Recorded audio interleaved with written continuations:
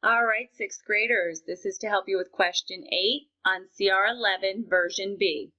It says Mia drew the circles below on the board and colored some of them. What fraction of circles did Mia color? What fraction of circles are not colored? Okay, a couple of quick items. They're looking for a fraction of circles that are colored and the fraction of circles that are not colored. Okay, so first of all, let's talk about when you're going to write a fraction. For a fraction, and I want to stop using colons because I feel like now that you're doing ratios at the sixth grade level, that might muddy the waters, as they say. So as you're going to write a fraction, you want to talk about part out of total. So if we're looking for the fraction of circles Mia colored, so if we want the fraction of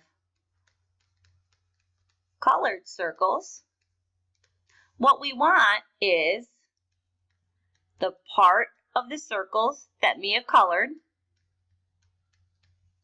over the total circles.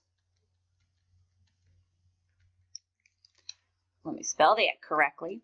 Over the total circles. All right, so as we look at this, the part that Mia colored in, the part that Mia colored, and then over the total. Let's figure out the total number of circles first.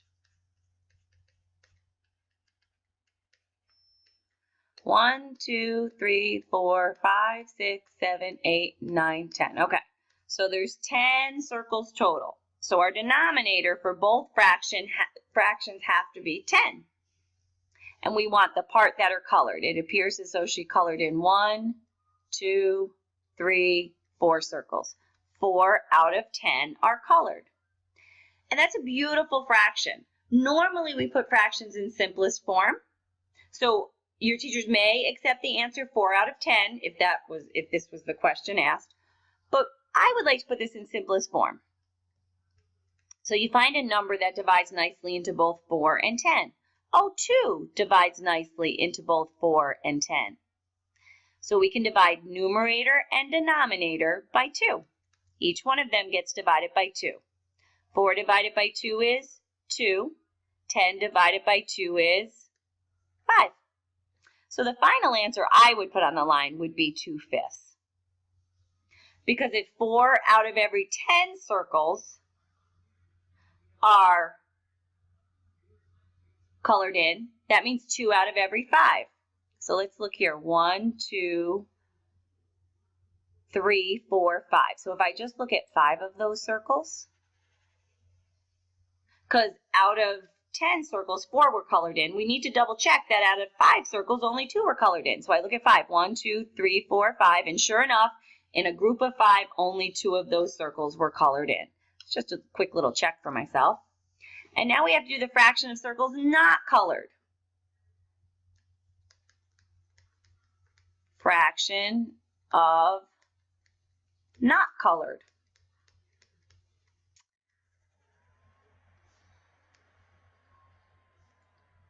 This was actually the first. This is actually the second. Sorry about that. Fraction not colored. We want the part of the circles not colored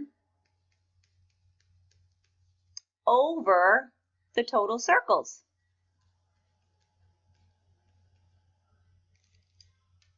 And for some reason today, writing circles is a struggle for me, writing that word.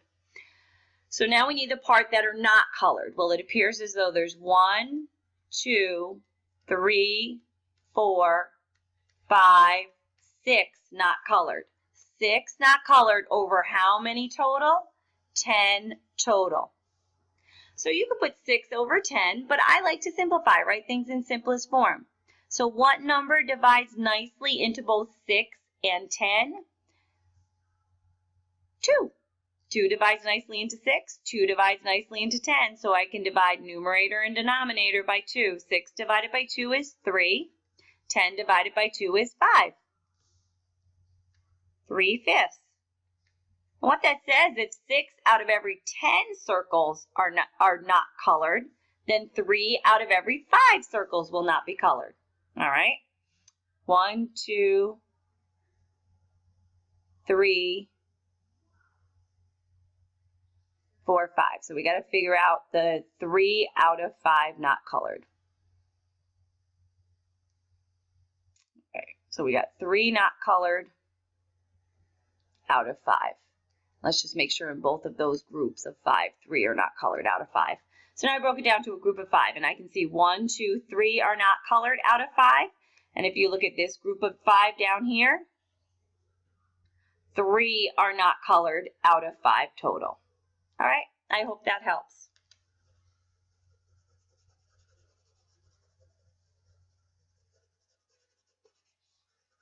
All right, have a good day.